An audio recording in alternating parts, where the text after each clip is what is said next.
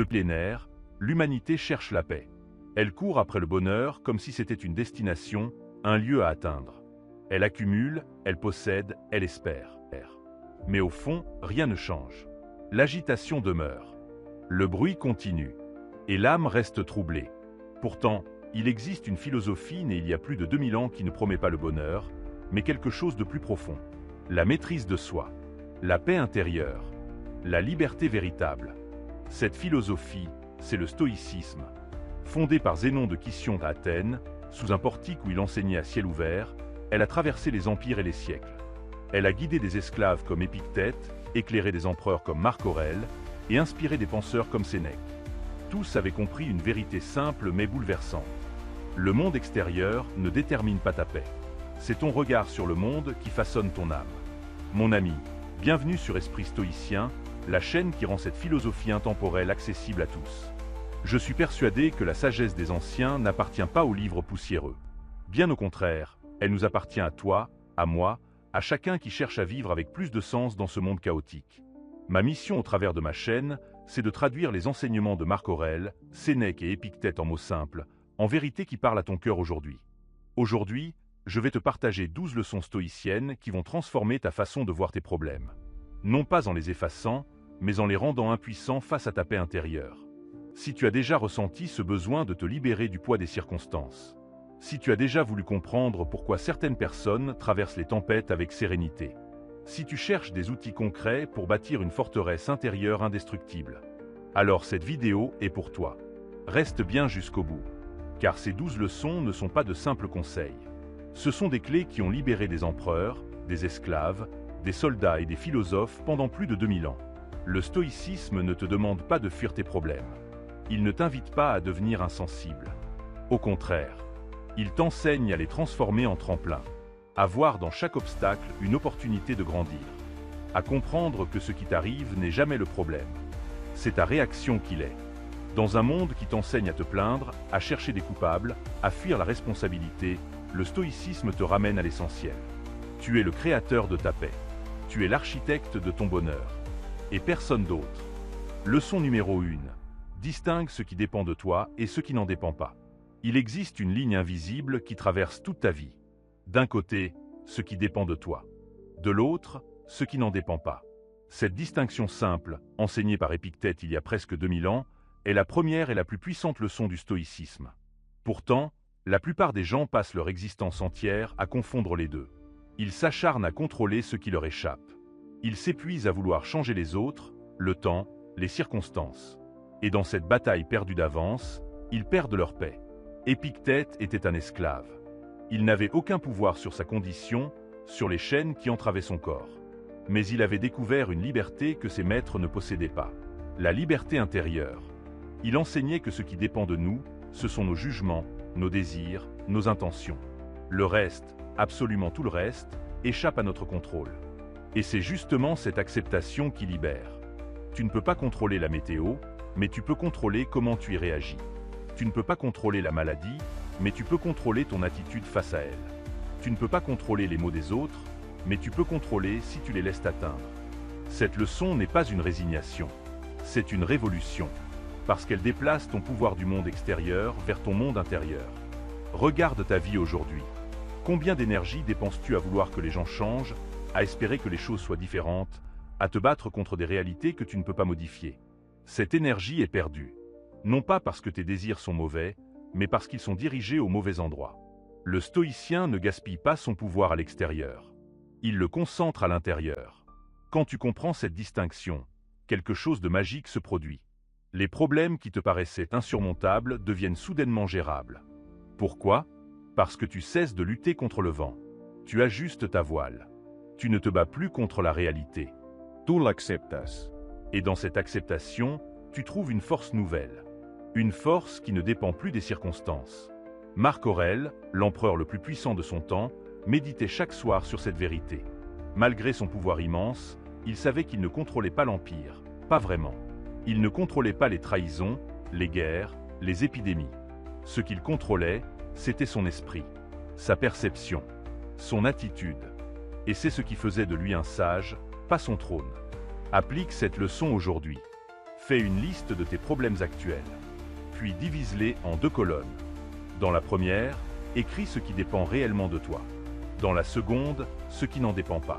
Tu vas découvrir que la majorité de tes soucis appartiennent à la seconde colonne et que tu as gaspillé ton énergie à vouloir contrôler l'incontrôlable. Maintenant, regarde la première colonne. C'est là que se trouve ton pouvoir. C'est là que tu peux agir. Ton attitude face à la critique, ta discipline quotidienne, tes choix de pensée, tes paroles, tes actions. Tout cela, absolument tout cela, t'appartient. Et personne ne peut te le retirer. C'est ton royaume. C'est là que commence ta paix. Quand tu arrêtes de résister à ce qui ne dépend pas de toi, tu découvres une liberté extraordinaire. Tu cesses d'être en guerre avec la vie. Tu n'es plus ce combattant épuisé qui se bat contre les vagues. Tu deviens le surfeur qui utilise la vague pour avancer.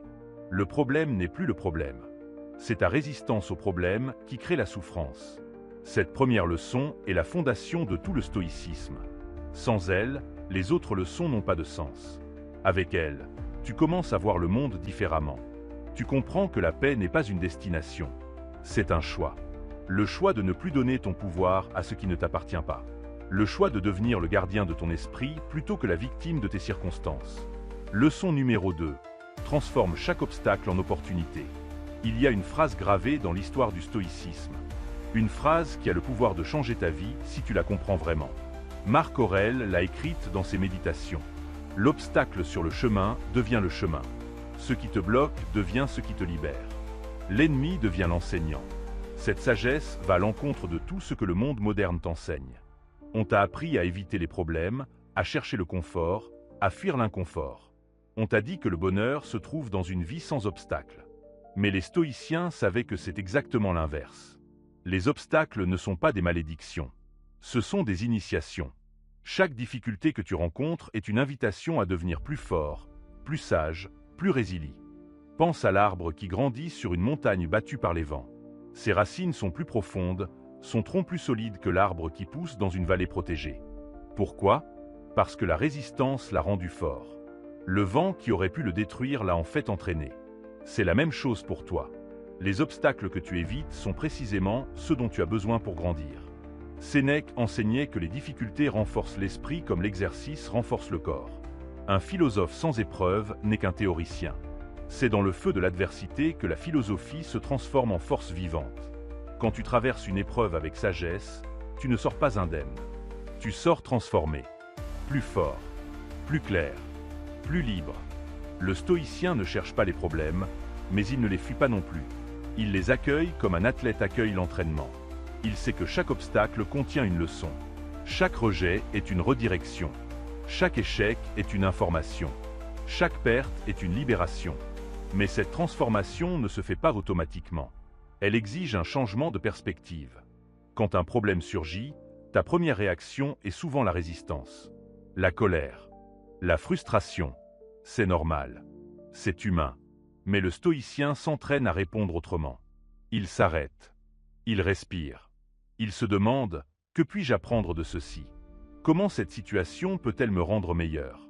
Quelle opportunité se cache derrière ce masque de difficulté ?» Cette question simple change tout, parce qu'elle déplace ton attention du problème vers la solution, de la plainte vers la croissance, de la victime vers le créateur. Tu ne peux pas toujours choisir ce qui t'arrive, mais tu peux toujours choisir ce que tu en fais. Et c'est précisément ce choix qui définit qui tu es. Regarde les grandes réussites de l'histoire. Elles sont toutes nées d'obstacles transformés. Les inventions naissent de problèmes. Les leaders émergent des crises. Les sages sont forgés par les épreuves. Personne ne devient fort en évitant la résistance. Personne ne devient sage en fuyant la difficulté. Le diamant n'existe que parce que le charbon a été soumis à une pression immense. Applique cette leçon maintenant. Pense à ton plus grand problème actuel. Celui qui te réveille la nuit. Celui qui te semble insurmontable.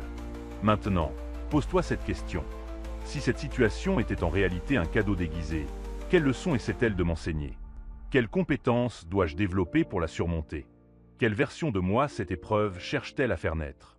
Tu découvriras que la plupart de tes obstacles pointent vers une croissance nécessaire. Peut-être que ce conflit relationnel t'apprend la communication. Peut-être que cette perte financière t'enseigne la discipline. Peut-être que cette maladie te rappelle la fragilité de la vie et l'importance de vivre pleinement. L'obstacle n'est jamais juste un obstacle. C'est un message de la vie. Le stoïcien développe ce que l'on appelle la perception négative inversée. Il s'entraîne à voir le bien dans le mal, la force dans la faiblesse, l'opportunité dans la crise. Ce n'est pas de la pensée positive superficielle. C'est une discipline profonde, une pratique quotidienne de transformation mentale. Et plus tu la pratiques, plus elle devient naturelle. Marcus Aurelius affrontait des guerres, des trahisons, des épidémies. Il aurait pu se plaindre, maudire sa destinée. Au lieu de cela, il méditait sur la manière dont chaque difficulté le rendait meilleur. Il remerciait même ses ennemis parce qu'ils lui enseignaient la patience. Il voyait dans chaque obstacle une école envoyée par le destin. Et cette perspective le rendait invincible. Toi aussi, tu peux développer cette force. Commence petit. La prochaine fois qu'un problème mineur apparaît, au lieu de réagir négativement, demande-toi immédiatement « Comment puis-je utiliser ceci ?» Avec le temps, ce réflexe deviendra ta nature. Tu cesseras de craindre les problèmes. Tu commenceras même à les accueillir. Parce que tu sauras que chacun d'eux est une opportunité déguisée de devenir la meilleure version de toi-même. Leçon numéro 3. Vis dans le moment présent. Il existe un paradoxe étrange dans ta vie. Tu passes la majorité de ton temps absent. Absent de l'instant. Ton corps est ici, mais ton esprit vagabonde ailleurs. Dans le passé qui ne reviendra pas. Dans le futur qui n'existe pas encore. Tu rumines ce qui a été. Tu t'inquiètes de ce qui pourrait être. Et pendant ce temps, le seul moment où tu peux réellement vivre, le présent, t'échappe. Marc Aurèle écrivait que tu ne peux perdre ni le passé ni le futur. Car comment pourrais-tu perdre ce que tu ne possèdes pas? Le seul moment qui t'appartient vraiment, c'est maintenant. Pas hier. Pas demain. Maintenant. Et pourtant, c'est le moment que tu ignores le plus.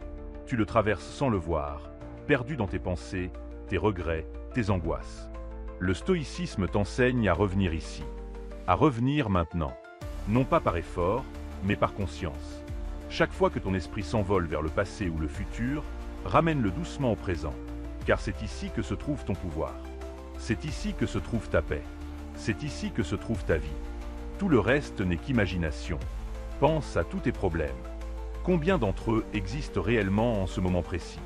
Je ne parle pas de ce qui pourrait arriver demain ou de ce qui s'est passé hier. Je parle de maintenant. En cet instant, es-tu en sécurité? En cet instant, respires-tu? En cet instant, as-tu ce dont tu as besoin? La plupart du temps, la réponse est oui. La souffrance vient rarement du présent. Elle vient de ton esprit qui voyage dans le temps. Sénèque disait que nous souffrons plus souvent dans l'imagination que dans la réalité. Tu te crées des scénarios catastrophes qui n'arrivent jamais. Tu rejoues des conversations passées en boucle. Tu te projettes dans des futurs sombres qui n'existent que dans ta tête. Et pendant ce temps, la vie, la vraie vie, celle qui se déroule maintenant, passe sans que tu la vives vraiment. Le présent est le seul espace où tu peux agir. Le passé est figé. Tu ne peux pas le changer, peu importe combien tu y penses. Le futur n'est pas encore arrivé. Tu ne peux pas le contrôler, peu importe combien tu t'inquiètes. Mais le présent, lui, t'appartient. C'est ici que tu peux faire des choix. C'est ici que tu peux agir. C'est ici que tu peux être libre. Vivre dans le présent n'est pas une fuite de la responsabilité. Au contraire, c'est la seule façon d'être vraiment responsable. Quand tu es pleinement présent, tu prends de meilleures décisions. Tu vois plus clairement. Tu réagis avec sagesse plutôt qu'avec impulsion. Tu cesses d'être en pilote automatique. Tu deviens conscient. Et cette conscience change tout. Regarde comment tu manges. Est-ce que tu savoures vraiment chaque bouchée, ou est-ce que tu manges mécaniquement en pensant à autre chose? Regarde comment tu écoutes. Quand quelqu'un te parle, es-tu vraiment là, ou est-ce que ton esprit prépare déjà ta réponse? Regarde comment tu marches. Est-ce que tu sens tes pas, l'air sur ta peau, ou est-ce que tu es perdu dans tes pensées? Le stoïcien pratique ce qu'on appelle l'attention vigilante. Il s'entraîne à être présent dans chaque action, même la plus simple. Boire un verre d'eau devient un moment de conscience. Respirer devient un ancrage. Chaque geste quotidien devient une opportunité de revenir à l'instant. Ce n'est pas une technique mystique. C'est une discipline pratique qui change ta vie. Quand tu vis dans le présent, tu découvres une paix extraordinaire. Parce que dans le présent, il n'y a pas de problème, seulement des situations. Il n'y a pas de drame, seulement ce qui est. Tu cesses de porter le poids du monde sur tes épaules. Tu te concentres sur ce moment, sur cette respiration, sur cette action. Et dans cette simplicité, Tu trouves une liberté que tu cherchais partout ailleurs. Marc Aurèle gouvernait un empire, mais il pratiquait l'art d'être présent. Chaque matin, il se rappelait que cette journée pourrait être sa dernière. Non pas pour vivre dans la peur, mais pour vivre avec intensité. Pour ne rien tenir pour acquis. Pour savourer chaque instant comme s'il était précieux. Parce qu'il l'est. Applique cette leçon dès maintenant. Ferme les yeux un instant. Respire profondément. Sens l'air entrer dans tes poumons. Écoute les sons autour de toi. Sens ton corps assis ou debout. Remarque les pensées qui traversent ton esprit sans Y accroché. Reviens à ta respiration. C'est ça, être présent. C'est simple, mais profond. Fais-en une pratique quotidienne. Plusieurs fois par jour, arrête-toi. Reviens à l'instant, même si c'est juste pour quelques secondes. Ancre-toi dans le présent.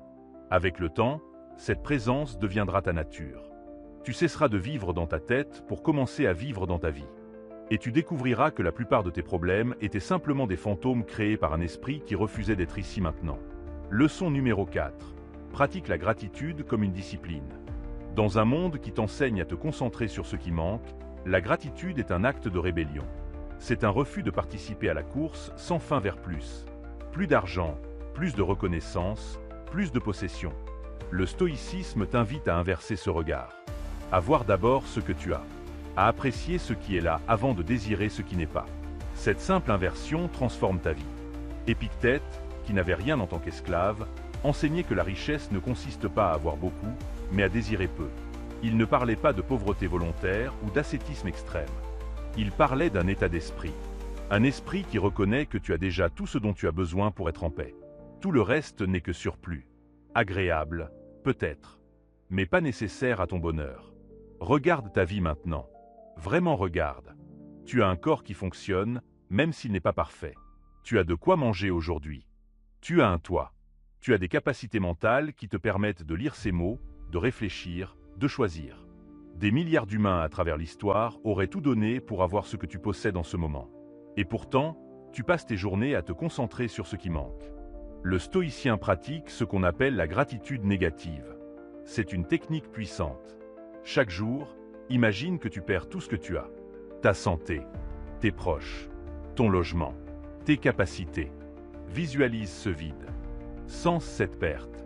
Puis ouvre les yeux et réalise que tu as encore tout cela. Cette pratique n'est pas morbide. Elle est libératrice. Elle te rappelle que rien n'est acquis, que chaque jour est un cadeau.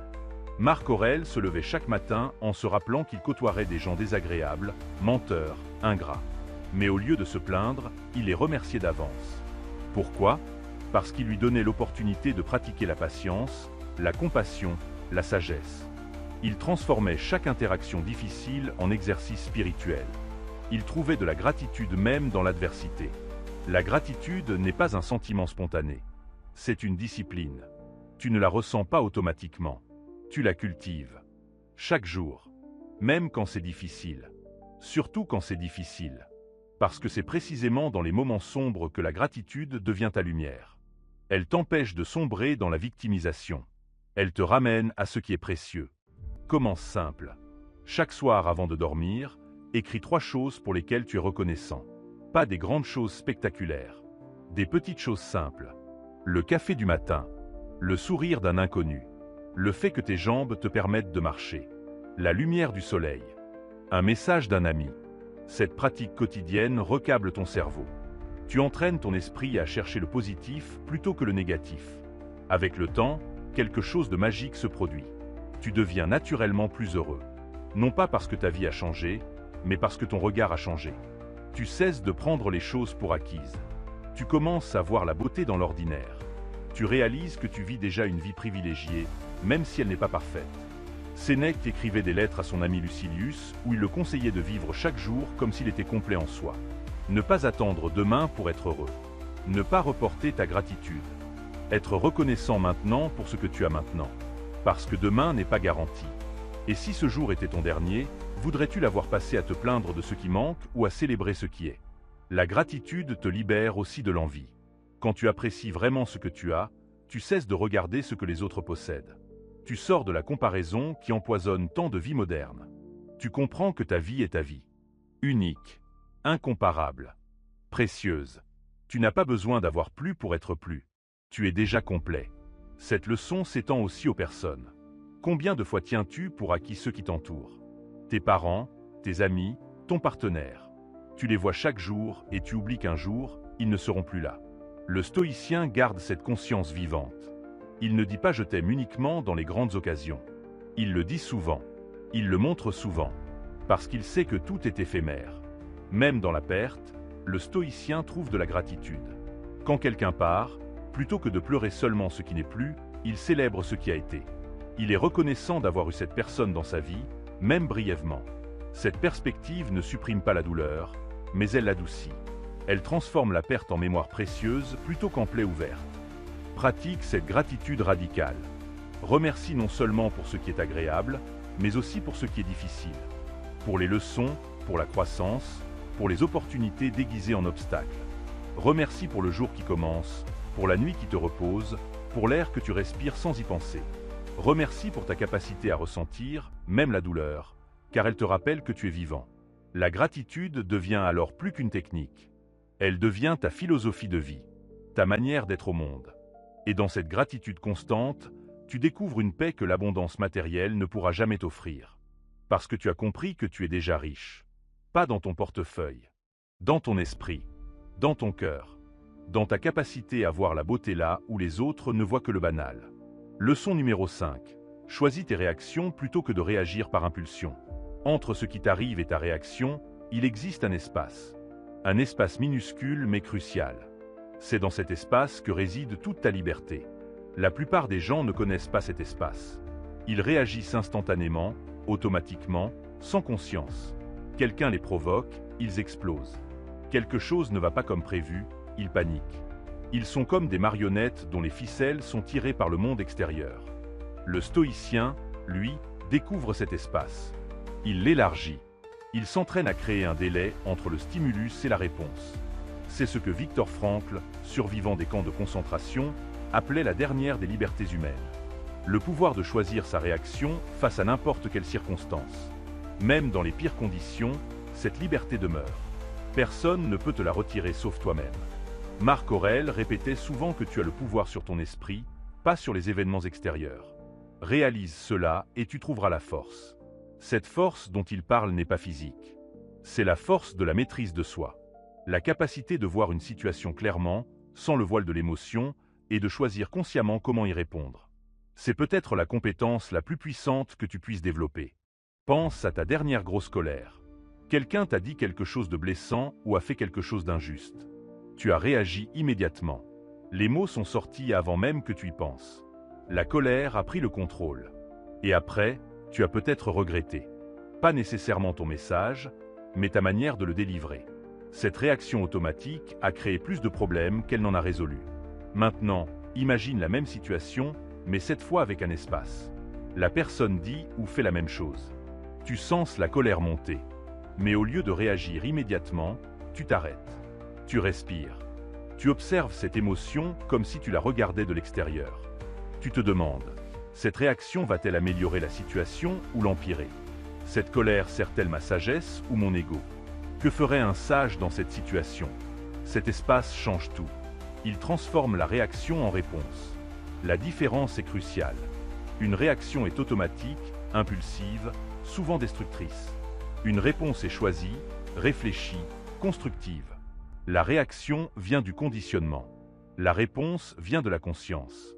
Le stoïcien s'entraîne quotidiennement à passer de l'une à l'autre. Épictète enseignait que ce ne sont pas les événements qui troublent les hommes, mais le jugement qu'ils portent sur ces événements. Autrement dit, ta souffrance ne vient pas de ce qui t'arrive. Elle vient de ton interprétation. Quelqu'un t'insulte. L'insulte en elle-même n'est que du bruit. Des vibrations sonores. C'est toi qui choisis de la laisser t'atteindre. C'est toi qui lui donnes le pouvoir de te blesser. Cette leçon ne signifie pas devenir froid ou insensible. Elle signifie devenir conscient. Conscient que tu as toujours le choix.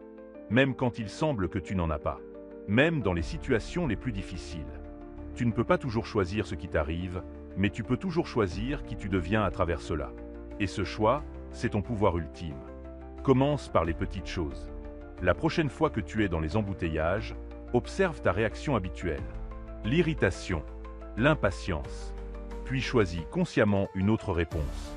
Peut-être l'acceptation, peut-être la gratitude d'avoir une voiture. Peut-être voir ce moment comme une opportunité de pratiquer la patience. Ce simple exercice t'entraîne pour les grandes situations. Avec le temps, tu développes ce que les stoïciens appellent l'apatheia.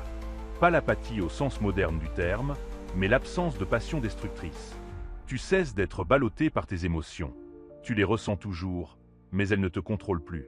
C'est toi qui es aux commandes. Tes émotions deviennent des informations plutôt que des ordres. Sénèque recommandait de pratiquer la préparation mentale. Avant d'entrer dans une situation potentiellement difficile, visualise-la. Imagine les pires scénarios. Puis décide à l'avance comment tu vas répondre. Cette préparation crée un espace mental. Quand la situation se produit réellement, tu n'es pas pris au dépourvu. Tu as déjà choisi ta réponse. Tu es préparé. Cette maîtrise des réactions transforme tes relations. Au lieu de créer des conflits, tu crées de la compréhension. Au lieu d'escalader la tension, tu l'apaises.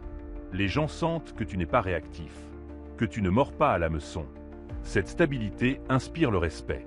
Elle crée autour de toi un espace de paix que les autres veulent rejoindre. Rappelle-toi que choisir ta réaction ne signifie pas être passif. Tu peux être ferme tout en restant calme. Tu peux défendre tes limites sans colère. Tu peux dire non sans agressivité. La force véritable n'est pas dans l'explosion, mais dans la maîtrise. Dans la capacité de rester centré même quand tout autour de toi s'effondre. La vie va continuer à t'envoyer des situations difficiles. Des gens vont te provoquer. Des événements vont te frustrer. Mais avec cette leçon, tu ne seras plus leur victime. Tu seras le créateur conscient de tes réactions. Et dans cette création, tu découvriras une liberté que personne ne pourra jamais te retirer. La liberté d'être qui tu choisis d'être, peu importe ce que le monde te fait. Leçon numéro 6. Embrasse l'impermanence plutôt que de t'y accrocher. Tout ce que tu vois va disparaître. Tout ce que tu aimes va finir. Toi-même, un jour, ne sera plus. Cette vérité effraie la plupart des gens. Ils la fuient. Ils font semblant qu'elle n'existe pas. Ils s'accrochent désespérément à ce qui est éphémère, créant ainsi leur propre souffrance. Le stoïcien, lui, regarde cette vérité en face. Et au lieu d'en avoir peur, il en fait sa force. Il embrasse l'impermanence. Marc Aurèle méditait chaque matin sur sa propre mort. Non pas avec tristesse, mais avec lucidité. Il se rappelait que cette journée pourrait être sa dernière. Que les personnes qu'il allait voir pourraient ne plus être là demain. Cette méditation ne le rendait pas morbide. Au contraire, elle le rendait vivant, présent, reconnaissant. Elle lui donnait l'urgence de vivre pleinement plutôt que de reporter à demain. Dans le bouddhisme comme dans le stoïcisme, on trouve cette même sagesse. L'attachement est la racine de la souffrance. Tu souffres non pas parce que les choses changent. Tu souffres parce que tu veux qu'elles restent identiques. Tu veux figer le temps. Garder éternellement ce moment de bonheur, cette personne, cette situation. Mais la vie ne fonctionne pas ainsi. Tout est flux. Tout est mouvement. Tout passe. Regarde un coucher de soleil. Il est magnifique précisément parce qu'il ne dure pas. Si le soleil restait éternellement à l'horizon, tu cesserais de le remarquer. C'est l'impermanence qui crée la beauté. C'est la conscience que cela va finir qui te fait vraiment apprécier le moment présent. Le stoïcien comprend cela. Il ne s'accroche pas. Il apprécie intensément, puis lâche prise quand le moment passe. Pense à tes relations. Combien de fois crées-tu de la souffrance en voulant qu'une personne reste toujours la même? Tu tombes amoureux de qui elle était. Puis elle change, comme tous les êtres vivants changent. Et tu résistes à ce changement. Tu veux retrouver la personne d'avant. Mais cette personne n'existe plus. Elle s'est transformée. Et ta résistance à cette transformation crée le conflit. Le stoïcien aime profondément, mais sans s'accrocher. Il apprécie chaque moment avec l'être aimé tout en sachant que ce moment ne reviendra jamais exactement ainsi. Il embrasse le changement plutôt que de le combattre. Cette acceptation ne diminue pas l'amour. Au contraire, elle le rend plus authentique, plus présent, plus profond, parce qu'elle est ancrée dans la réalité plutôt que dans l'illusion du permanent. Épictète conseillait de se dire chaque soir, en embrassant son enfant, « Demain, tu pourrais être mort ». Cette pratique semble dure, mais elle est libératrice. Elle t'empêche de prendre pour acquis ce qui est précieux. Elle te rappelle que chaque instant est un cadeau, que chaque personne dans ta vie est là temporairement. Et cette conscience transforme la manière dont tu les traites. L'impermanence s'applique aussi à tes problèmes. Cette difficulté qui te semble insurmontable aujourd'hui, elle passera. Cette douleur qui occupe tout ton esprit, elle s'atténuera. Cette situation qui te désespère, elle changera. Rien ne reste jamais tel quel. Cette vérité peut être effrayante quand tu t'accroches au positif, mais elle est réconfortante quand tu traverses le négatif. Marc Aurèle écrivait « Observe constamment que tout est le résultat du changement et habitue-toi à penser qu'il n'y a rien que la nature aime autant que changer les formes existantes et en créer de nouvelles. » Cette perspective transforme ta relation au changement. Tu cesses de le voir comme un ennemi. Tu le vois comme la nature même de la vie. Résister au changement, c'est résister à la vie elle-même. Pratique cette méditation. Regarde un objet que tu aimes. Une photo, un bijou, un vêtement. Puis imagine qu'il est déjà parti, qu'il a brûlé dans un incendie, qu'il a été perdu. Sens cette perte. Puis ouvre les yeux et réalise qu'il est encore là. Cette pratique te rappelle que tout ce que tu possèdes est emprunté, que tu ne possèdes vraiment rien. Tu es simplement un gardien temporaire. Cette conscience change ta relation aux possessions matérielles. Tu cesses d'accumuler compulsivement. Tu te détaches de l'idée que plus tu as, plus tu es. Tu comprends que la légèreté vient du lâcher-prise, pas de l'accumulation. Le stoïcien vit simplement non par privation, mais par sagesse. Il sait que chaque objet possédé est aussi un poids qui te possède. L'impermanence s'étend jusqu'à ta propre identité. Qui tu étais il y a 10 ans n'est plus qui tu es aujourd'hui. Et qui tu es aujourd'hui ne sera plus qui tu seras dans 10 ans. Tes opinions changent. Tes valeurs évoluent. Ton corps se transforme. Même ton esprit n'est pas fixe. Tout en toi est en constant mouvement. Embrasser cette vérité te libère du besoin d'être cohérent avec un passé qui n'existe plus. Tu peux changer d'avis sans trahir qui tu es. Tu peux évoluer sans perdre ton essence. Parce que ton essence n'est pas dans la fixité, mais dans la capacité à s'adapter, à apprendre, à se transformer. Le stoïcien ne s'accroche pas à une version figée de lui-même. Il accepte qu'il soit un processus plutôt qu'un produit fini. Et cette acceptation lui donne une flexibilité extraordinaire face à la vie. Quand tu embrasses l'impermanence, tu vis avec une intensité nouvelle. Chaque moment devient précieux précisément parce qu'il ne durera pas. Chaque personne devient chère parce que tu sais qu'elle est temporaire dans ta vie. Cette conscience ne crée pas de la tristesse. Elle crée de la gratitude, de la présence, de la vie vécue pleinement plutôt que de la vie endormie dans l'illusion du permanent. La prochaine fois que tu as peur de perdre quelque chose, rappelle-toi ceci. Tu l'as déjà perdu. Tout ce qui existe est déjà en train de disparaître. La seule question est, vas-tu passer le temps qui reste à t'accrocher ou à apprécier? Le stoïcien choisit d'apprécier. Il serre fort, puis il lâche prise. Il aime profondément, puis il accepte le départ. Il vit intensément, puis il accueille la fin. C'est dans cette danse avec l'impermanence qu'il trouve sa paix. Leçon numéro 7. Cultive la vertu plutôt que de chercher le plaisir. Le monde moderne te vend un mensonge. Il te dit que le bonheur se trouve dans le plaisir. Plus de sensations, plus de stimulation, plus de gratification instantanée. Tu cours après le plaisir comme si c'était le but de la vie. Mais plus tu le poursuis, plus il t'échappe. Parce que le plaisir est éphémère. Il dure un instant, puis il demande à être renouvelé. C'est une roue de hamster sans fin. Le stoïcisme propose un chemin radicalement différent. Pas le plaisir, mais la vertu. Qu'est-ce que la vertu pour un stoïcien? Ce n'est pas une moralité rigide ou des règles religieuses. C'est l'excellence du caractère. C'est vivre en accord avec ce qui est juste, sage, courageux et tempéré. C'est choisir l'intégrité même quand c'est difficile. C'est faire ce qui est bien plutôt que ce qui est facile. Cette voie demande plus d'efforts que la recherche du plaisir. Mais elle offre quelque chose d'infiniment plus précieux. Une paix durable. Sénèque enseignait que le plaisir est un mauvais conseiller. Il te mène vers des choix qui te satisfont maintenant mais te détruisent plus tard. L'excès de nourriture, la paresse, la procrastination, les comportements addictifs. Tous promettent du plaisir immédiat. Tous créent de la souffrance à long terme. Le stoïcien regarde au-delà de l'instant. Il choisit ce qui nourrit son âme plutôt que ce qui flatte ses sens. Les 4 vertus cardinales du stoïcisme sont la sagesse, le courage, la justice et la tempérance. La sagesse, c'est voir les choses telles qu'elles sont, pas telles que tu voudrais qu'elles soient. Le courage, c'est agir malgré la peur. La justice, c'est traiter les autres avec équité. La tempérance, c'est la maîtrise de soi. Ces vertus ne sont pas des concepts abstraits. Ce sont des pratiques quotidiennes. Regarde tes décisions. Combien d'entre elles sont guidées par la vertu et combien par le plaisir? Quand tu choisis de rester au lit plutôt que d'aller t'entraîner, c'est le plaisir qui choisit. Quand tu manges cette troisième part de gâteau, c'est le plaisir. Quand tu regardes des vidéos sans fin au lieu de travailler sur tes objectifs, c'est le plaisir. Et après, tu te sens bien? Non. Tu te sens coupable, faible, déçu de toi-même. Maintenant, pense au moment où tu as choisi la vertu, où tu t'es levé malgré la fatigue, où tu as dit la vérité malgré le risque, où tu as aidé quelqu'un sans rien attendre en retour. Comment te sentais-tu après? Fier, fort, aligné. Cette satisfaction est d'une toute autre nature que le plaisir. Elle ne s'évapore pas. Elle construit quelque chose en toi. Elle fortifie ton caractère. Marc Aurèle se levait chaque matin en se rappelant ses devoirs. Pas pour obtenir du plaisir, mais pour devenir un meilleur humain. Il aurait pu passer ses journées dans le luxe et les plaisirs. Il était empereur après tout. Mais il choisissait la discipline, l'étude, la réflexion, le service. Pourquoi? Parce qu'il savait que le vrai bonheur ne vient pas de ce que tu ressens, mais de qui tu deviens.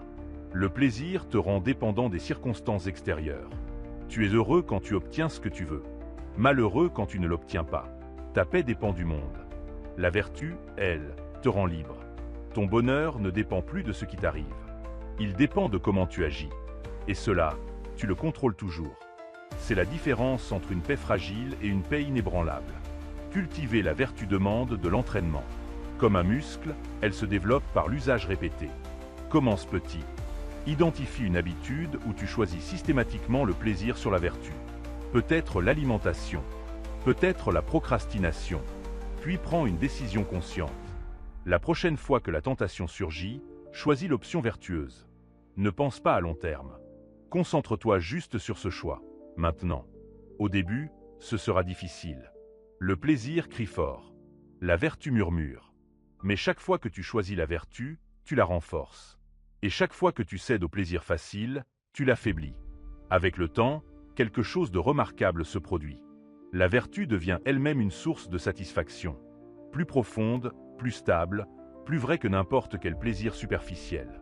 Épictète, qui était esclave, ne pouvait pas contrôler son confort ou ses plaisirs. Mais il pouvait contrôler sa vertu. Et c'est ce qui le rendait plus libre que ses maîtres. Ils étaient esclaves de leurs désirs, de leurs passions, de leurs besoins de plaisir. Lui était libre dans son esprit. Il avait compris que la seule richesse indestructible est celle du caractère. La vertu te permet aussi de te respecter toi-même. Quand tu vis selon tes valeurs, tu peux te regarder dans le miroir avec fierté. Tu n'as pas besoin de mentir, de cacher, de justifier. Ta conscience est claire. Cette clarté de conscience vaut plus que 1000 plaisirs passagers. C'est elle qui te permet de dormir en paix, de te lever avec enthousiasme, de vivre sans honte. Dans une société qui mesure le succès par l'accumulation et le plaisir, choisir la vertu est un acte révolutionnaire. C'est dire non au consumérisme, à l'hédonisme, au matérialisme. C'est affirmer qu'il existe quelque chose de plus important que se sentir bien en surface. Que devenir bon est plus important qu'avoir du bon. Que l'être prime sur l'avoir. Les stoïciens ne rejetaient pas tous les plaisirs. Ils les appréciaient quand ils se présentaient. Mais ils ne les cherchaient pas. Ils ne construisaient pas leur vie autour d'eux. Leur vie était construite autour de la vertu. Et les plaisirs qui s'alignaient avec la vertu étaient les bienvenus. Les autres étaient écartés sans regret. Cette distinction crée une vie d'une toute autre qualité. Commence aujourd'hui. Identifie tes valeurs fondamentales. Qu'est-ce qui compte vraiment pour toi? L'honnêteté, le courage, la compassion, la discipline? Puis regarde ta vie. Vis-tu selon ces valeurs? Ou les trahis-tu quotidiennement pour des plaisirs éphémères? Cette conscience, c'est le premier pas. Le second est l'action. Choisis la vertu une fois, puis une autre, jusqu'à ce que cela devienne ta nature. Leçon numéro 8. Ne crains pas la mort, elle fait partie de la vie. De toutes les peurs humaines, la peur de la mort est peut-être la plus universelle. Elle se cache derrière presque toutes tes autres peurs. Peur de l'échec, de la perte, du rejet, toutes pointent ultimement vers cette angoisse primordiale. L'angoisse de cesser d'être. Le stoïcisme ne te demande pas d'ignorer cette peur. Il te demande de la regarder en face, de la comprendre, et finalement, de la transcender. Car la mort n'est pas ton ennemi. C'est ta conseillère la plus sage. Marc Aurèle méditait quotidiennement sur la mort. Il se disait que tout l'univers est changement et que la vie n'est qu'opinion. Il contemplait sa propre finitude non avec terreur, mais avec acceptation. Il comprenait que craindre la mort, c'est craindre la nature elle-même. C'est comme craindre que les feuilles tombent en automne. La mort fait partie du cycle. Ce n'est ni bon ni mauvais. C'est simplement ce qui est. Pense à avant ta naissance. Tu n'existais pas. Et cela ne te dérange pas. Tu ne souffres pas de ces milliards d'années où tu étais absent. Pourquoi alors craindre l'après? Le retour à ce même non-être? Sénèque utilisait cette logique pour apaiser ses élèves. Il leur disait que la mort n'est rien d'autre qu'un retour à l'état d'avant la naissance. Un état de paix parfaite. Pourquoi le craindre? La peur de la mort te vole ta vie. Combien de choses ne fais-tu pas par peur? Combien de risques évites-tu? Combien d'opportunités laisses-tu passer? Cette peur te garde prisonnier d'une vie diminuée. Le stoïcien libère cette énergie. Il accepte que la mort viendra à un moment inconnu. Et puisqu'il ne peut la contrôler, il cesse de s'en inquiéter. Il se concentre sur ce qu'il contrôle, vivre pleinement maintenant. Épictète enseignait qu'il ne faut pas craindre la mort, mais plutôt ne jamais commencer à vivre. C'est une critique profonde. La plupart des gens ne vivent pas vraiment. Ils survivent. Ils reportent. Ils attendent le bon moment. Ils vivent comme s'ils avaient l'éternité devant eux. Et puis un jour, c'est fini. Et ils réalisent qu'ils ont gaspillé leur précieux temps à avoir peur au lieu de vivre. La contemplation de la mort a un effet paradoxal. Elle ne te rend pas morbide. Elle te rend vivant. Quand tu te rappelles que tes jours sont comptés, chaque journée prend une valeur nouvelle. Tu cesses de perdre du temps sur ce qui n'est pas important. Tu te concentres sur l'essentiel. Sur les gens que tu aimes. Sur le travail qui a du sens. Sur les moments qui comptent vraiment. Les stoïciens pratiquaient une méditation appelée Memento Mori. Souviens-toi que tu vas mourir. Pas pour te déprimer, mais pour te réveiller. Pour t'arracher à la torpeur du quotidien. Pour te rappeler que ce jour, cette heure, cette conversation pourrait être la dernière. Cette conscience transforme tout. Les petits conflits perdent leur importance. Les gratitudes s'amplifient. La présence s'intensifie. Regarde ta vie maintenant. Si tu apprenais que tu n'as plus qu'un an à vivre, que changerais-tu? Quelle personne verrais-tu plus souvent? Quel projet lancerais-tu enfin? Quelle rancune abandonnerais-tu? Qu'est-ce qui soudainement n'aurait plus aucune importance? Ces réponses te montrent ce qui compte vraiment. Pourquoi attendre ce diagnostic pour vivre selon ses priorités? La mort égalise tout. Le riche et le pauvre, le puissant et le faible, le sage et le fou, tous finissent au même endroit. Cette vérité peut être déprimante ou libératrice. Le stoïcien choisit la libération. Si tout le monde finit par mourir, pourquoi perdre du temps à impressionner les autres? Pourquoi chercher une gloire qui s'éteindra avec toi? Pourquoi accumuler des possessions que tu ne pourras pas emporter? Marc Aurèle réfléchissait sur les grands hommes du passé. Alexandre le Grand, Jules César, tous ces géants de l'histoire. Où sont-ils maintenant? Réduits en poussière. Cette méditation sur l'impermanence des grands ne l'humiliait pas. Elle le libérait.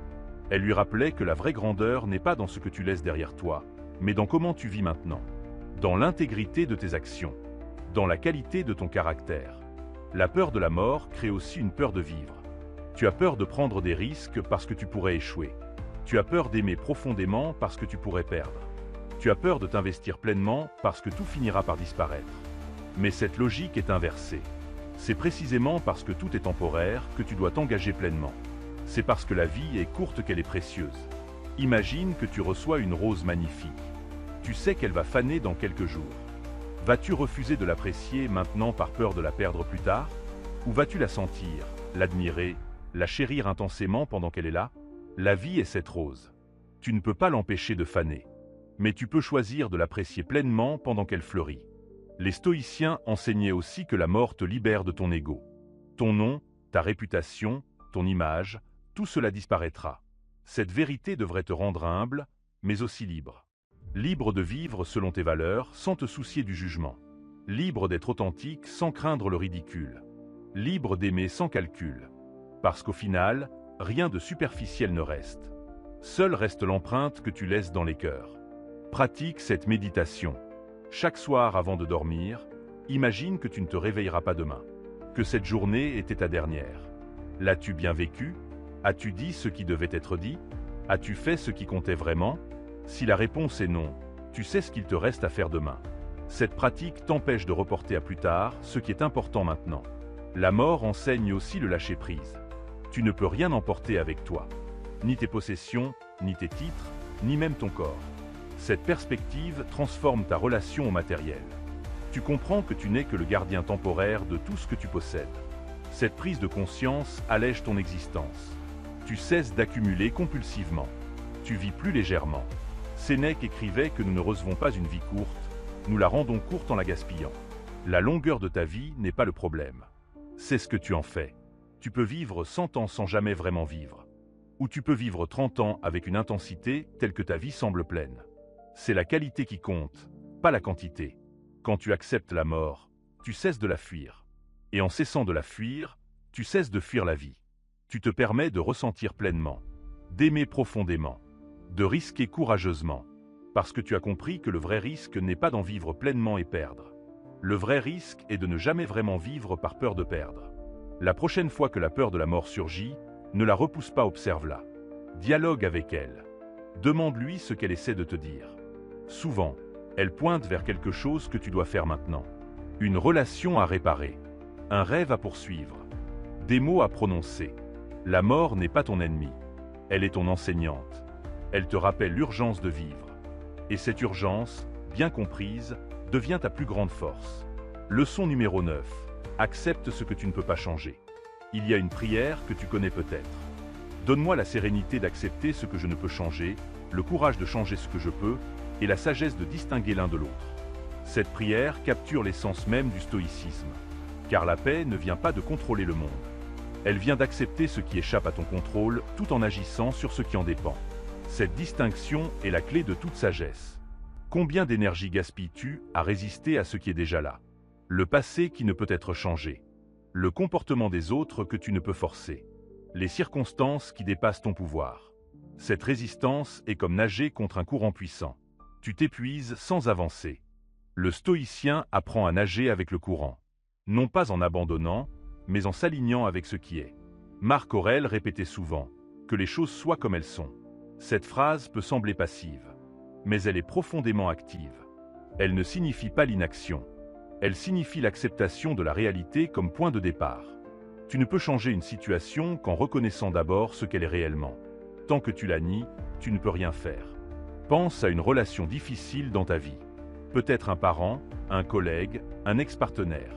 Tu as probablement passé beaucoup de temps à vouloir qu'il change, à espérer qu'il voie les choses différemment, à les critiquer, les juger, les rejeter. Et qu'est-ce que cela a donné? Ils n'ont pas changé. Mais toi, tu es devenu amer, frustré, épuisé. Le stoïcien prend une autre voie. Il accepte que cette personne est comme elle est. Non pas qu'il approuve son comportement, mais il reconnaît la réalité. Et dans cette acceptation, il trouve la paix. Il cesse de lutter contre ce qu'il ne peut pas changer. Il se concentre sur ce qu'il contrôle, sa propre réaction, ses propres limites, sa propre paix intérieure. Épictète enseignait que vouloir que les événements se déroulent comme tu le souhaites est folie. Mais vouloir qu'ils se déroulent comme ils se déroulent est sagesse. Cette phrase bouleverse toute ta logique habituelle. Tu passes ta vie à vouloir que le monde se plie à tes désirs. Le stoïcien inverse cela. Il plie ses désirs à la réalité. Non pas par résignation, mais par lucidité. L'acceptation n'est pas la résignation. C'est crucial à comprendre. La résignation dit « je ne peux rien faire, alors j'abandonne ». L'acceptation dit « voici la réalité, maintenant que puis-je faire avec elle ?» La résignation est passive et désespérée.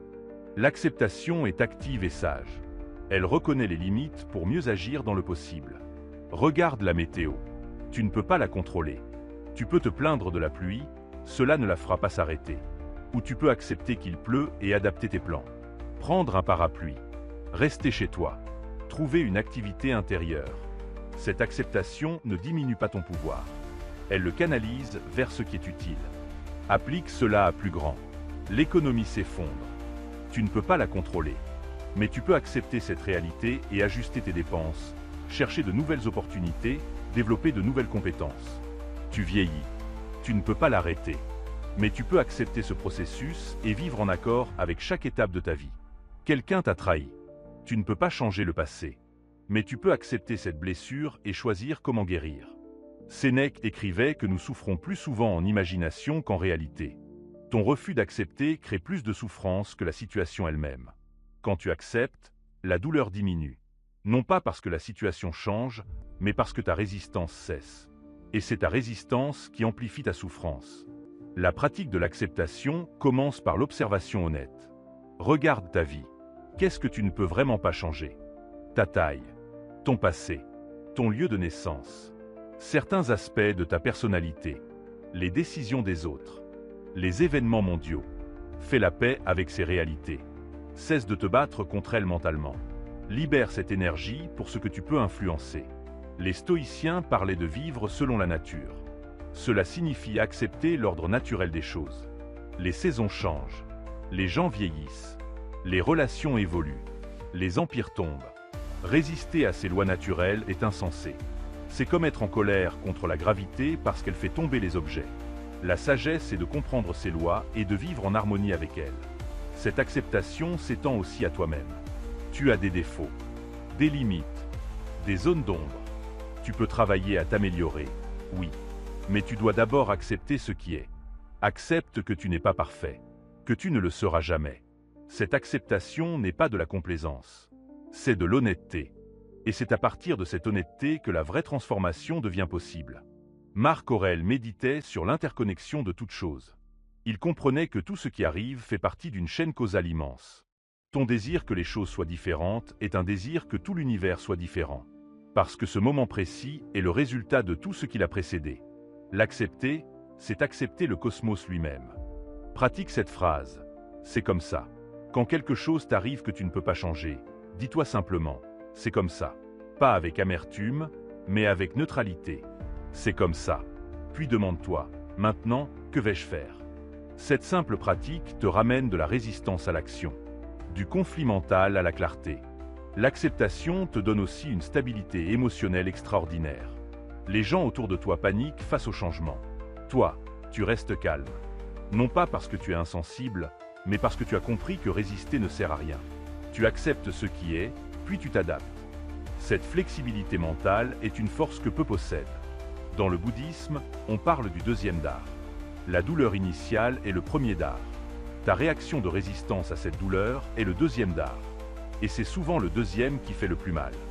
Le stoïcisme t'enseigne à éviter ce deuxième dard. Accepte le premier. Ne te blesse pas une deuxième fois en refusant ce qui est déjà là. Quand tu maîtrises l'acceptation, tu découvres une paix profonde. Tu cesses d'être en guerre avec la réalité. Tu ne gaspilles plus ton énergie à vouloir que le monde soit différent. Tu l'acceptes tel qu'il est. Et dans cet espace d'acceptation, tu trouves la force d'agir avec sagesse. Pas en réaction, mais en création. Tu deviens le sculpteur de ta vie plutôt que la victime de tes circonstances. Leçon numéro 10, pratique l'autodiscipline quotidienne. La liberté que le stoïcisme promet ne vient pas de l'absence de règles. Elle vient de la discipline. Cette vérité paradoxale échappe à beaucoup.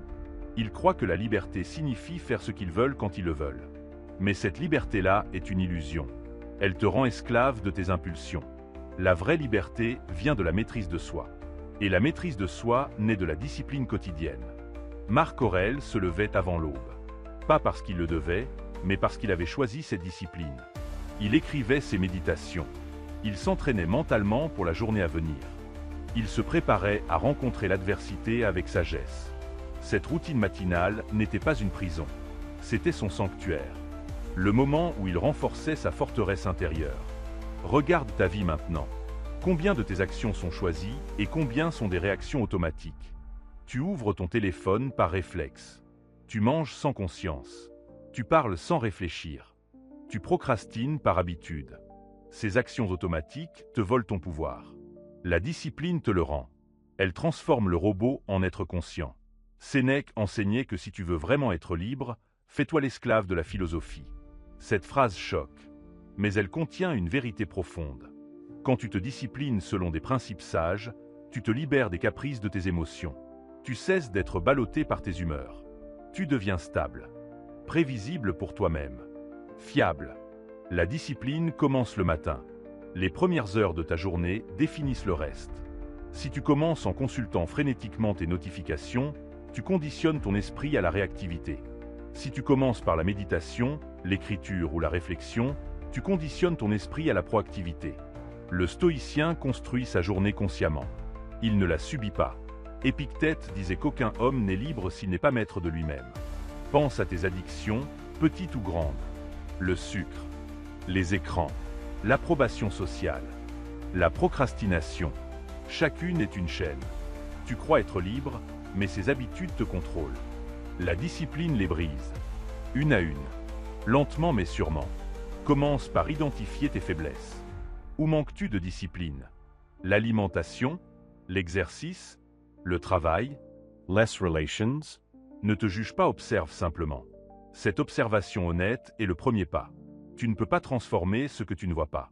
Le stoïcien se connaît lui-même. Il voit ses démons en face. Puis choisit une habitude. Une seule. Ne cherche pas à tout changer d'un coup. Ce serait la recette de l'échec. Choisis la discipline qui aura le plus d'impact. Peut-être te lever plus tôt. Peut-être méditer 10 minutes chaque jour. Peut-être faire de l'exercice. Peut-être écrire. Une habitude. Engage-toi envers elle pendant 30 jours. Les premiers jours seront faciles.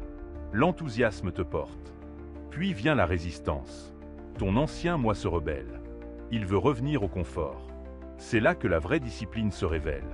Pas dans l'inspiration du début, mais dans la persévérance du milieu. Le stoïcien ne se fie pas à la motivation. Il se fie à l'engagement. Il agit même quand il n'en a pas envie. Marc Aurèle écrivait « Au lever du jour, quand tu as de la peine à te réveiller, et cette pensée présente à l'esprit, c'est pour faire œuvre d'homme que je me réveille. » Cette pensée transforme la discipline en mission. Tu ne te lèves pas par obligation. Tu te lèves par choix. Pour accomplir ce pour quoi tu es fait. Pour devenir meilleur. La discipline crée la structure. Et la structure crée la liberté. Cela semble contradictoire, mais c'est vrai. Quand tu as une structure claire, tu n'as plus à décider constamment. L'énergie de décision est libérée pour des choses importantes. Tu médites à la même heure chaque jour.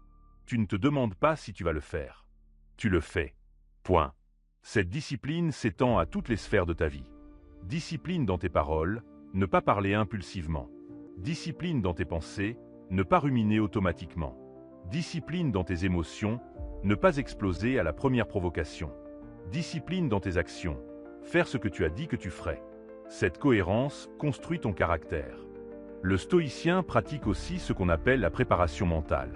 Avant chaque situation difficile, il visualise comment il va se comporter. Il répète mentalement les vertus qu'il va incarner. Cette répétition crée des chemins neuronaux. Quand la situation réelle arrive, il ne réagit pas. Il exécute ce qu'il a pratiqué. C'est la discipline de l'esprit. Sénèque recommandait de faire un examen de conscience chaque soir. Que ai-je bien fait aujourd'hui? Où ai-je échoué? Comment puis-je m'améliorer demain? Cette pratique quotidienne t'empêche de stagner. Chaque jour devient une opportunité de croissance. Tu ne répètes pas mécaniquement. Tu évolues consciemment. La discipline te donne aussi le respect de toi-même. Quand tu tiens tes engagements envers toi, tu développes une confiance intérieure. Tu sais que tu peux compter sur toi. Cette confiance est différente de l'arrogance. C'est une assurance calme. Tu connais ta valeur parce que tu l'as construite jour après jour, répétition après répétition. Mais attention, la discipline stoïcienne n'est pas rigide. Elle est flexible. Si tu tombes malade, tu t'adaptes. Si une urgence survient, tu ajustes. Ce n'est pas une prison. C'est un cadre vivant. Le but n'est pas la perfection. C'est la progression. Un jour à la fois. Une décision à la fois. Une action à la fois. Les grands accomplissements ne naissent pas de l'inspiration sporadique. Ils naissent de la discipline consistante. L'athlète olympique s'entraîne même quand il pleut. L'écrivain écrit même quand l'inspiration manque. Le sage pratique même quand c'est difficile. C'est cette consistance qui sépare ceux qui rêvent de ceux qui accomplissent. Commence aujourd'hui. Pas demain. Aujourd'hui. Choisis une discipline simple. Engage-toi. Puis honore cet engagement. Quand tu le fais, tu ne te disciplines pas seulement dans cette action spécifique. Tu disciplines ton esprit à tenir parole, à être digne de confiance, à devenir quelqu'un sur qui tu peux compter. Et cette personne, c'est la personne libre.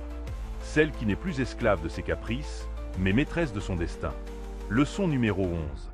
Sers quelque chose de plus grand que toi. Il y a un vide au centre de beaucoup de vies modernes. Un sentiment que quelque chose manque. Tu as des possessions, peut-être du succès, mais tu te sens vide. Ce vide vient souvent d'une vie centrée uniquement sur toi. Tes besoins, tes désirs, tes problèmes. Le stoïcisme t'invite à sortir de cette prison de l'ego, à servir quelque chose de plus grand que toi. Car c'est dans le service que tu trouves le sens. Et c'est dans le sens que tu trouves la paix. Marc Aurèle était empereur, mais il ne se voyait pas comme le maître du monde. Il se voyait comme son serviteur. Chaque décision qu'il prenait, il se demandait « Est-ce que cela sert le bien commun ?» Non pas son intérêt personnel, mais le bien de tous. Cette perspective transformait son pouvoir en responsabilité, son trône en mission, sa vie en service. Regarde autour de toi.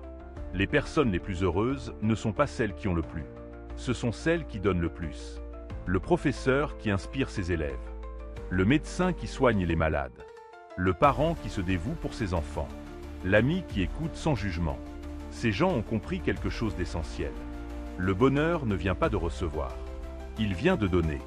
Sénèque enseignait que nous sommes nés pour vivre en communauté, pour nous aider mutuellement. L'être humain n'est pas fait pour l'isolement. Ta nature profonde te pousse vers les autres, vers la connexion, vers le service. Quand tu vis uniquement pour toi, tu vas contre ta nature. Et cette dissonance crée de la souffrance. Le service te réaligne avec qui tu es vraiment. Le stoïcisme parle de cosmopolitisme. Tu n'es pas juste citoyen de ta ville ou de ton pays. Tu es citoyen du cosmos, membre de l'humanité entière. Cette vision élargit ta perspective. Tes problèmes personnels deviennent relatifs. Tu vois la plus grande image. Et dans cette image, tu trouves ta place. Non pas au centre, mais comme une partie d'un tout magnifique.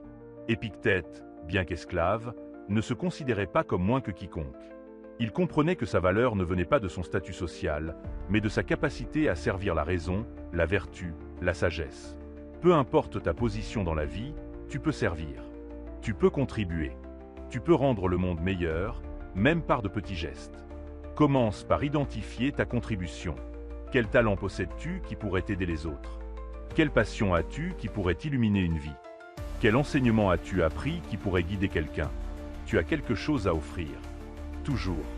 Même si tu ne le vois pas encore. Même si tu penses n'avoir rien de spécial. Tu es unique. Et ton unicité est ton cadeau au monde. Le service ne demande pas toujours de grands gestes. Parfois, c'est un sourire à un étranger. Un compliment sincère. Une écoute attentive. Une aide sans demande de retour. Ces petits actes créent des ondulations. Tu ne sauras peut-être jamais leur impact complet. Mais ils comptent. Ils changent le monde d'une interaction à la fois.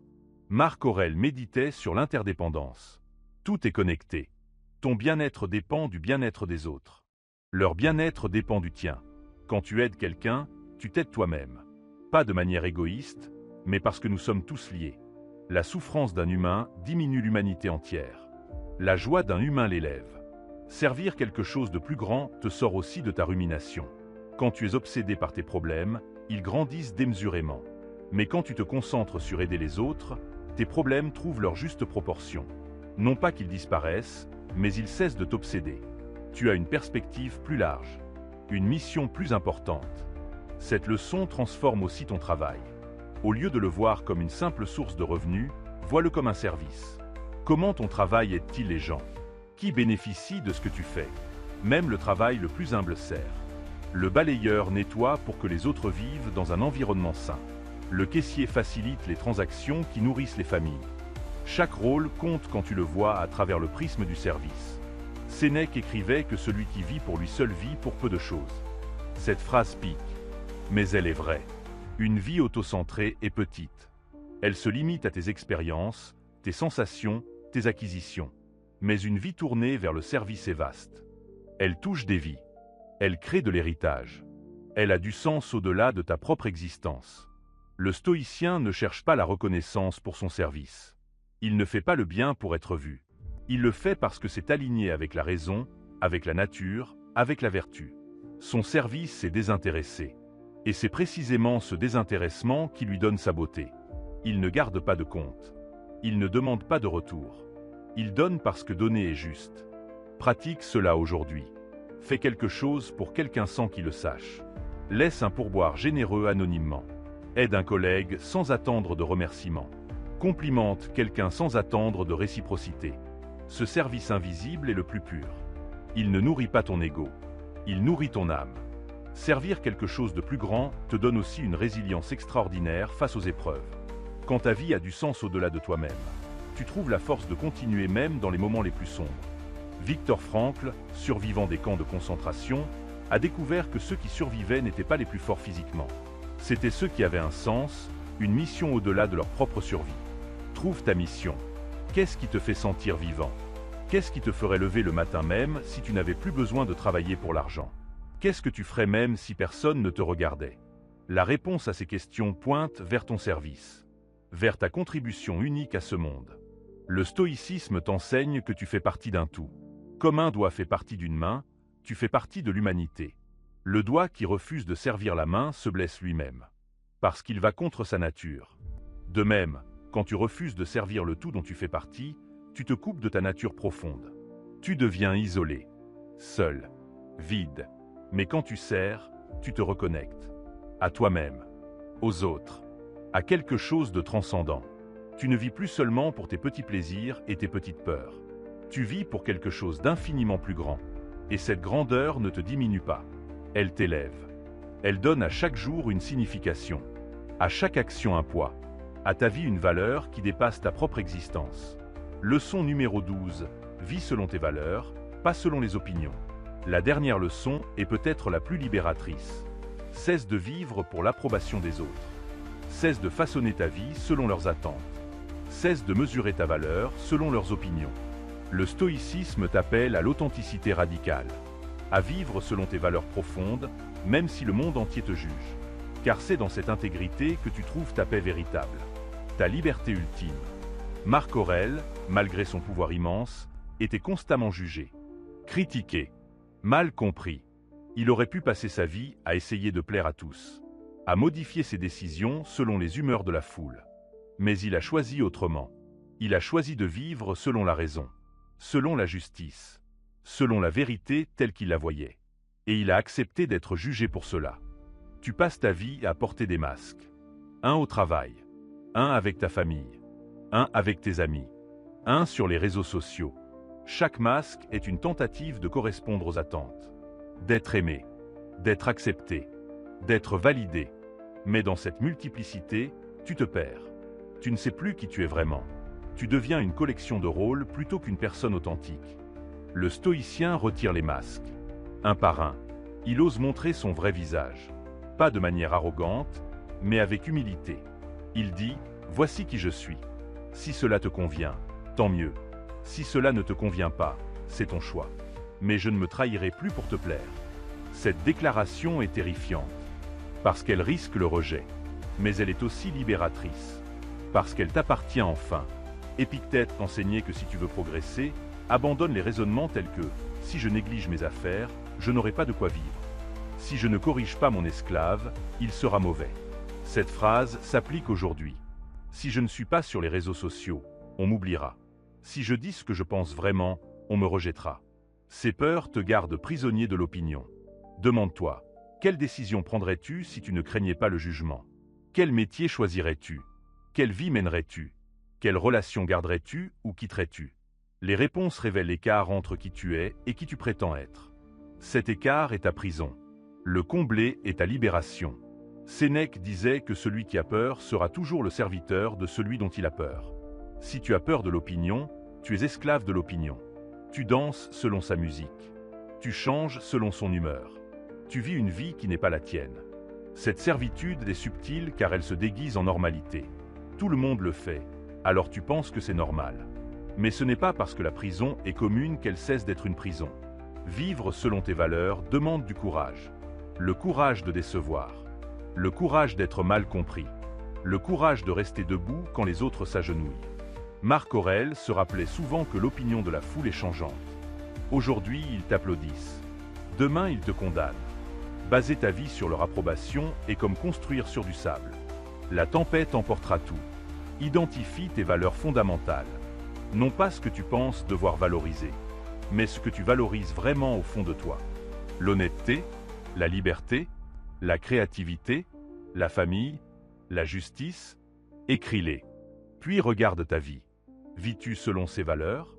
Ou les trahis-tu quotidiennement pour correspondre à une image qui n'est pas toi? Cette leçon ne signifie pas devenir insensible aux autres. Le stoïcien respecte les gens. Il les écoute. Il considère leurs perspectives. Mais il ne les laisse pas dicter sa vie.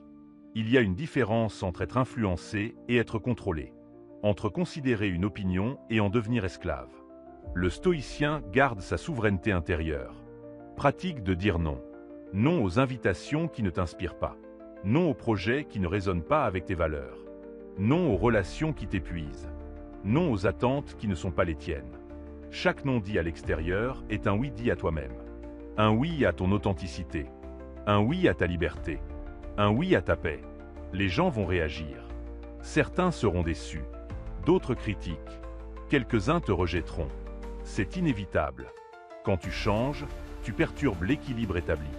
Ceux qui bénéficiaient de ton ancienne version vont résister à ta nouvelle version. Laisse-les. Ton évolution n'est pas une trahison. C'est une fidélité à toi-même. Marc Aurèle écrivait « Sois comme le promontoire contre lequel les vagues viennent sans cesse se briser. Il reste immobile et autour de lui se calment les bouillonnements de l'eau. » C'est l'image parfaite du stoïcien vivant selon ses valeurs. Les opinions s'écrasent contre lui. Les jugements tourbillonnent. Mais il reste stable, ancré dans ce qu'il sait être vrai. Et avec le temps, les eaux se calment. Cette stabilité attire naturellement le respect. Les gens sentent qu'ils ne peuvent pas te manipuler, que tu ne changes pas au gré du vent. Cette constance est rare et précieuse. Elle inspire confiance. Non pas l'approbation universelle, mais le respect de ceux qui comptent vraiment. De ceux qui apprécient l'authenticité plus que la conformité. Vis ta vie comme si chacun te regardait et comme si personne ne te regardait.